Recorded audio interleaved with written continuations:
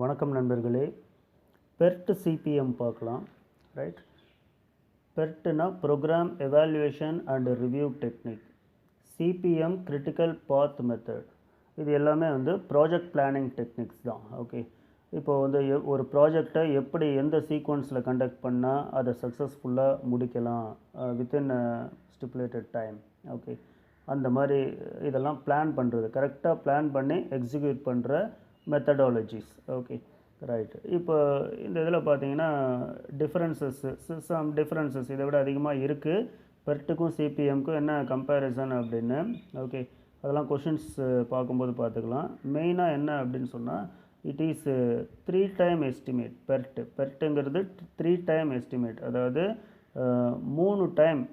Okay, optimistic time, pessimistic time and most likely time. Okay, இது 3 time involve ஆகுறது. இதை வச்சு எக்ஸ்பெக்டட் டைம் கால்குலேட் பண்ணுவாங்க.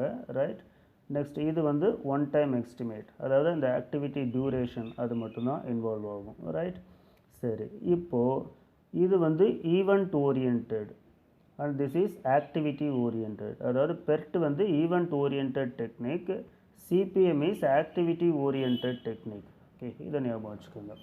ஓகே, இப்போ ஈவெண்ட் அப்படிங்கிறது என்ன அப்படின்னு சொன்னால், இப்போ ஒரு ஆக்டிவிட்டிக்கு starting point and end point, எந்த இடத்துல ஆரம்பித்து எந்த இடத்துல முடியுது. ரைட்டா? ஸோ அந்த ஸ்டார்டிங் பாயிண்ட் எண்ட் பாயிண்ட் அது ரெண்டுமே 2 ஈவெண்ட். ஓகே, நடுவில் அந்த எக்ஸிக்யூஷன், அதாவது இந்த ஆக்டிவிட்டி இருக்குது இல்லையா, அதுதான் அதாவது எக்ஸிக்யூட்டிங் பாத். ஓகே, இதுதான் ஆக்டிவிட்டி. ஸோ இது ரெண்டும் ஈவெண்ட்டு. இந்த 1 and 2 அப்படிங்கிறது ஈவெண்ட்டு. இந்த ஆக்டிவிட்டி பேர் ஏன்னு வச்சிங்கன்னா இது ஆக்டிவிட்டி. ரைட்டா? ஸோ ஈவெண்ட்ஸ் அப்படிங்கிறது end points, starting and end points, அதை கனெக்ட் பண்ணுறது ஆக்டிவிட்டி. ரைட், இதை ஞாபகம் வச்சுக்கோங்க. ரைட், இப்போது இந்த optimistic time, most likely time, pessimistic time அப்படின்னா என்ன அப்படின்னு சொன்னால், இப்போ இதோட எக்ஸ்பெக்டட் டைம் கண்டுபிடிக்கிறது இதில் வெயிட்டட் ஆவரேஜ் மெத்தடில் போடுவாங்க இந்த 3 டைமும். ஓகே, இப்போ ஃபார் எக்ஸாம்பிள், இப்போ ஒரு கிளாஸில் ஒரு 50 ஸ்டூடெண்ட்ஸ் இருக்காங்கன்னு வைங்களேன். 50 ஸ்டூடெண்ட்ஸ் இருக்காங்க அப்படின்னு சொன்னால் ரொம்ப நல்லா, அதாவது 50 ஸ்டூடெண்ட்ஸுக்கும் ஒரு ப்ராஜெக்ட் கொடுக்குறோன்னு வைங்க. அந்த ப்ராஜெக்டை ஒரு 50 நிமிஷத்தில் பண்ண முடிகிற ஒரு ப்ராஜெக்ட். ஓகே, பட் மோஸ்ட் கிளவரான ஸ்டூடெண்ட்டு, கிராஸ்பிங் பவர் அதிகமான ஸ்டூடெண்ட்டு ஒரு 2-3 பேர் இருப்பாங்க. அவங்க சீக்கிரமே அந்த ப்ராஜெக்டை முடிக்கிறதுக்கு வாய்ப்பு இருக்குது. ரைட்டா? அது சீக்கிரமே அப்படின்னு சொன்னால், இப்போ 50 நிமிஷங்கிறது நார்மல் டைம் அப்படின்னு சொன்னால், இவங்க 40 நிமிஷத்துலேயே முடிச்சிருவாங்க. ரைட்டா? ஸோ அந்த 40 நிமிஷம் அப்படிங்கிறது ஆப்டிமிஸ்டிக் டைம். அதாவது எல்லாருமே 50 பேர் இருக்காங்க அப்படின்னா எல்லாருமே கிளவராக இருக்கிறதுக்கு வாய்ப்பில்லை. அந்த கிராஸ்பிங் பவர் ஒரு சில பேருக்கு தான் இருக்கும். ரைட்டா? ஸோ அது மாதிரி இந்த ஆப்டிமிஸ்டிக் டைம் சீக்கிரம். ஓகே, எத்தனை பேர் சீக்கிரம் முடிக்கிறாங்கன்னா அதோட வெயிட்டேஜ் கம்மியாக தான் இருக்கும் இல்லையா? சரி, இப்போ பெசிமிஸ்டிக்னால் என்ன அப்படின்னு பார்க்கலாம். ரொம்ப ஒரு புவர்னு சொல்லக்கூடாது, பட் ஜென்ரலாக ஒரு ஸ்லோ லேர்னர்ஸ்னு வச்சுக்கோங்களேன். ஸ்லோ லேர்னர்ஸ் அவங்க அந்த ப்ராஜெக்டை முடிக்கிறதுக்கு ஒரு 60லேருந்து 70 நிமிஷம் எடுத்துக்குவாங்க. 50 நிமிஷத்தில் முடிக்கக்கூடிய ப்ராஜெக்டை ஒரு 70 நிமிஷத்தில் முடிக்கிறாங்கன்னு வைங்களேன். அதே மாதிரி ஸ்லோ லேர்னர்ஸ் எல்லாருமே ஸ்லோ லேர்னர்ஸாக இருக்க மாட்டாங்க, ரொம்ப கம்மியான பேர் தான் இருப்பாங்க. ரைட்டா? ஸோ அவங்க முடிக்கிற அந்த டைம் பெசிமிஸ்டிக். ஸோ இந்த மீதி இருக்க அந்த 50 நிமிஷத்தில் முடிக்கிறது ஆவரேஜ் ஸ்டூடெண்ட்ஸு, ஆவரேஜாக ஒரு 60% to 80%, 60 to 70% ஒரு கிராஸ்பிங் பவர் இருக்கிற மாதிரி ஸ்டூடெண்ட்ஸ் இந்த டைமில் முடிப்பாங்க. அதுதான் மோஸ்ட் லைக்லி டைம். அவங்க தான் அதிகமாக இருப்பாங்க ஒரு கிளாஸில். ரைட்டா? ஸோ ஃபஸ்ட் மார்க் எடுக்கிறவங்க ஒரு ரொம்ப கிளவரான ஸ்டூடெண்ட் ஒரு 2-3 பேர் இருப்பாங்க. ரொம்ப புவரான ஸ்டூடெண்ட்டும் ஒரு 2-3 பேர் அந்த மாதிரி தான் இருப்பாங்க. ரைட்டா? ஸோ மற்ற எல்லாமே இந்த ஆவரேஜ் இதில் வந்துடும். ரைட், இப்போது இதை நம்ம எக்ஸாம்பிளாக எடுத்துக்கலாம். ரைட், இப்போ இதில் வெயிட்டேஜ் எக்ஸ்பெக்டட் டைம் கண்டுபிடிக்கிறதுக்கு அவங்க என்ன சொல்கிறாங்கன்னா, வெயிட்டட் ஆவரேஜ் தானே போடுறாங்க. இதுக்கு 1 வெயிட்டேஜ் கொடுக்குறாங்க, இதுக்கு 1 வெயிட்டேஜ், இதுக்கு 4 வெயிட்டேஜ். ஓகே, ஸோ டோட்டலி 6 கொடுக்குறாங்க. 1 + 4 + 6, அதாவது 1 into optimistic time plus 4 into most likely time plus 1 into pessimistic time divided by totally 6. அதுதான் expected time அப்படின்னு சொல்கிறாங்க. ஓகே,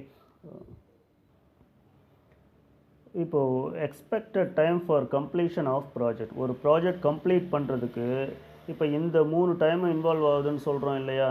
ஸோ அதுக்கு வந்து நம்ம வெயிட்டட் ஆவரேஜ் எடுத்தோம் அப்படின்னு சொன்னால் expected time TE is equal to optimistic time plus 4 into most likely time plus pessimistic time divided by 6. அதாவது இது ஒரு வெயிட்டேஜ், இதுக்கு 4 வெயிட்டேஜ். ஏன்னா மோஸ்ட் லைக்லி டைமுங்கிறது ஒரு ஆவரேஜ் டைம் மாதிரி, ரைட்டா? இது வந்து பெசிமிஸ்டிக் டைம், இதுக்கு ஒரு வெயிட்டேஜ் தான். ஸோ 1 + 4 + 1 6, அது 6 போட்டு டிவைட் பண்ணிட்டோன்னா நமக்கு வெயிட்டட் ஆவரேஜ் டைம் வந்துடும். அதுதான் உங்களுக்கு expected time for project completion. Okay okay, next இந்த டாபிக் வாங்க. earliest starting time, earliest finishing time, latest starting time, latest finishing time, activity duration. Okay, இதில் float, ரைட்டா? ஸோ float வந்து உங்களுக்கு 3 types of float இருக்குது, ரைட்? இப்போது அதுக்கு முன்னாடி நம்ம வந்து ஒரு ஆக்டிவிட்டியை எடுத்துக்கிறோம். இந்த ஆக்டிவிட்டியை எப்போவுமே ஒரு ஏரோ மார்க்கில் தான் வந்து மென்ஷன் பண்ணுவாங்க. ஸோ இதுவும் வந்து உங்களுக்கு ஆர்எஸ் குர்மியில் இதெல்லாம் வந்து உங்களுக்கு அப்ஜெக்டிவில் இருக்குது, ரைட்டா? ஸோ ஒரு ஏரோ மார்க்கில் ஹெட்டு வந்து எதை குறிக்கும், டெயில் வந்து எதை குறிக்கும் அப்படின்னு கேட்டிருக்காங்க, ரைட்டா? டெயில் வந்து ஸ்டார்டிங் பாயிண்ட்டை குறிக்கும், அதாவது starting event at the starting of the activity, ரைட்டா? அதே மாதிரி ஏரோ வந்து ஏரோ ஹெட் வந்து ஃபினிஷிங் ஆஃப் த ஆக்டிவிட்டி அதை குறிக்கும், ரைட்டா? ஸோ இந்த ஏரோ மார்க் இதுதான் வந்து ஒரு ஆக்டிவிட்டி. சரி, இப்போ இந்த ஐஜே இருக்கு இல்லையா? ஐ வந்து ஸ்டார்டிங் பாயிண்ட், ஜே வந்து எண்டிங் பாயிண்ட், ரைட்டா? இது ரெண்டும் வந்து ஈவெண்ட்டு, ரைட்டா? ரெண்டு ஈவெண்ட்டை கனெக்ட் பண்ணுறது ஒரு ஆக்டிவிட்டி. ஓகே, சரி, இப்போது இதில் வந்து என்ன EST earliest starting time, latest starting time அப்படின்னா என்ன அப்படின்னா, இப்போ நார்மலாக ஒரு ஆக்டிவிட்டி வந்து ஜென்ரலாக ஒரு ஃபார் எக்ஸாம்பிள் வச்சுக்கோங்களேன், 8 மணிலேருந்து 9 மணி வரைக்கும் செய்யணும் ஒரு ஆக்டிவிட்டி. 8 மணிக்கு ஸ்டார்ட் பண்ணி 9 மணிக்கு முடிக்கணும், ரைட்டா? சரி, இதுதான் நார்மல். அப்படிங்கும்போது 8 மணிக்கு ஸ்டார்ட் பண்ண வேண்டியதை நம்ம 7:50க்கே ஸ்டார்ட் பண்ணிட்டோம்னா அந்த டைம் தான் ஏர்லியஸ்ட் ஸ்டார்டிங் டைம்.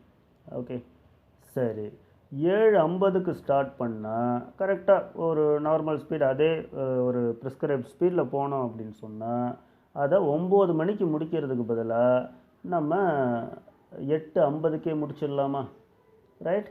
ஸோ அதுதான் ஏர்லியஸ்ட் ஃபினிஷ் டைம். ஓகே, அப்போது இது ரெண்டுக்கும் உள்ள அந்த டிஃபரன்ஸ் தான் வந்து உங்களுக்கு ஆக்டிவிட்டி டியூரேஷன் டிஐஜே. ஒன்று 9 மணிலேருந்து 8 மணி அதை மைனஸ் பண்ணி நடுவில் எவ்வளோ ஹவர், 1 ஹவர் இருக்கா, 60 மினிட்ஸு, அதுதான் அந்த ஆக்டிவிட்டி டியூரேஷன். ஓகே, அதே மாதிரி 7:50க்கு ஆரம்பித்தா அது 8:50க்கு முடியணும், ரைட்டா? ஸோ ஏர்லியஸ்ட் ஸ்டார்ட் 8 மணிக்கு ஸ்டார்ட் பண்ண வேண்டியதை 10 நிமிஷம் முன்னாடியே ஸ்டார்ட் பண்ணுறோம். அதனால தான் ஏர்லியஸ்ட் ஸ்டார்டிங். ஏர்லியஸ்ட் ஃபினிஷிங் 9 மணிக்கு முடிக்க வேண்டியதை 8:50க்கு முடிக்கிறோம், ரைட்டா? சரி, இது அடுத்தது latest start time, latest finish time.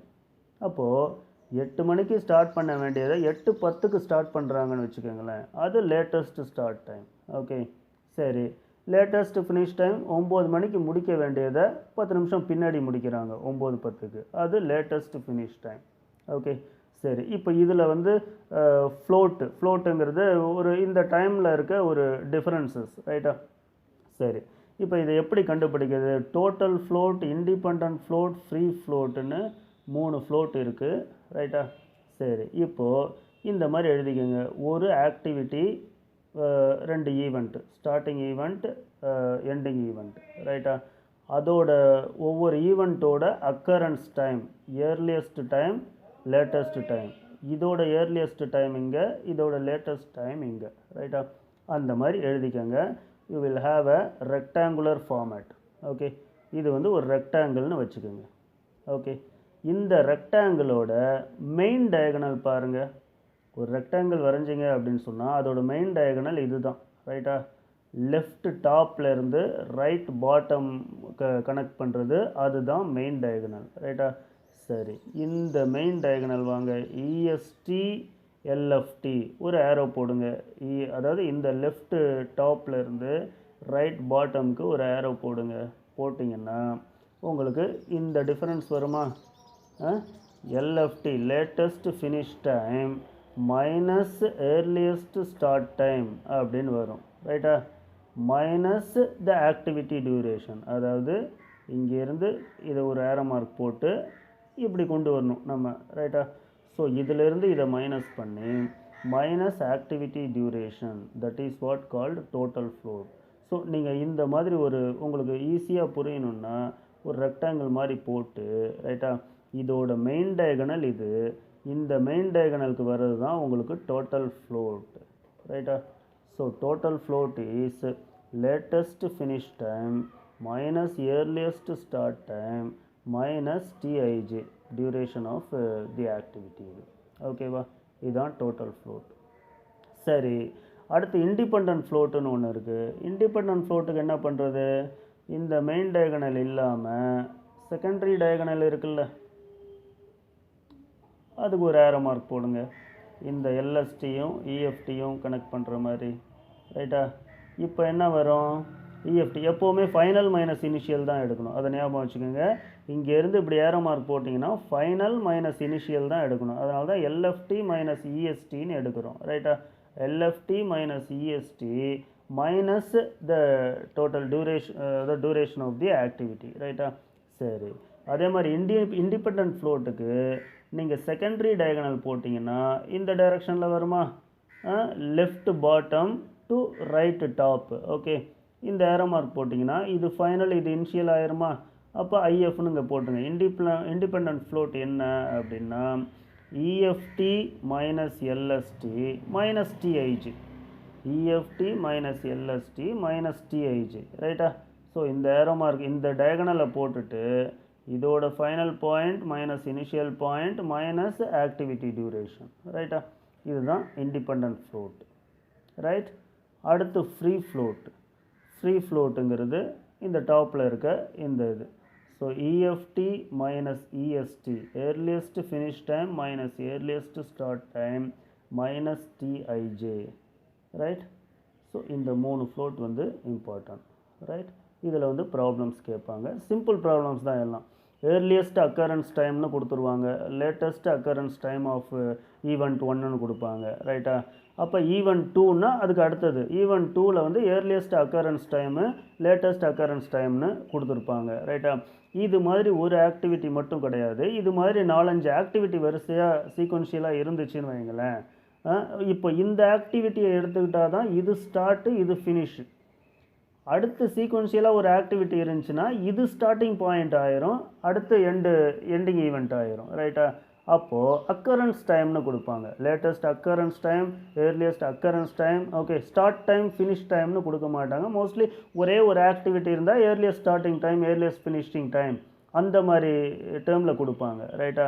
4-5 activity இருந்தால் இந்த ஈவெண்ட்டு 4-5 ஈவெண்ட் இருக்குது அப்படின்னு சொன்னால் ஒவ்வொரு ஈவெண்ட்டுக்கும் earliest occurrence time, latest occurrence time, event 2க்கு earliest occurrence time, latest occurrence time. அதே மாதிரி ஈவெண்ட் 3க்கு earliest occurrence time, latest occurrence time, அந்த மாதிரி கொடுப்பாங்க, ஓகே, ரைட்? அடுத்து பாருங்கள், ஹெட் ஈவெண்ட் ஸ்லாக்னு ஒரு டேர்ம் இருக்குது. That is latest finish time minus earliest finish time. அதாவது head event slack, tail event slack. Tail event slack வந்து latest start time minus latest start time minus earliest start time. இப்போ head event ஸ்லாக்னா head இங்கே இருக்கா, head இங்கே இருக்குது, tail இங்கே இருக்குது. இந்த ஆக்டிவிட்டியோட ஹெட்டு இங்கே, டெய்ல் இங்கே. ஆல்ரெடி சொல்லியிருக்கோம், ஹெட்டு வந்து எண்ட் பாயிண்ட்டு, டெய்ல் வந்து ஸ்டார்டிங் பாயிண்ட், ஓகே. சரி, ஹெட் ஈவெண்ட் ஸ்லாக் அப்படின்னு சொன்னால் ஹெட் ஈவெண்ட்டுங்கிறது ஜே, டெய்ல் ஈவெண்ட்டுங்கிறது ஐ, ஓகே. ஸோ இந்த ஜே ஹெட் ஈவெண்ட் ஸ்லாக்னா ஜேக்கு வந்து ஏர்லியஸ்ட் ஃபினிஷிங் டைம் என்ன, லேட்டஸ்ட் ஃபினிஷிங் டைம் என்ன, அதுக்கு உண்டான டிஃபரன்ஸ் தான் வந்து head event slack. Okay, for example நம்ம ஆல்ரெடி சொன்ன டைம் மெஷர்மெண்ட் பார்த்துக்கலாம். 7:50க்கு ஸ்டார்ட் பண்ணி 8:50க்கு முடிக்கிறாங்க, ரைட்டா, ஏர்லியஸ்ட்டு.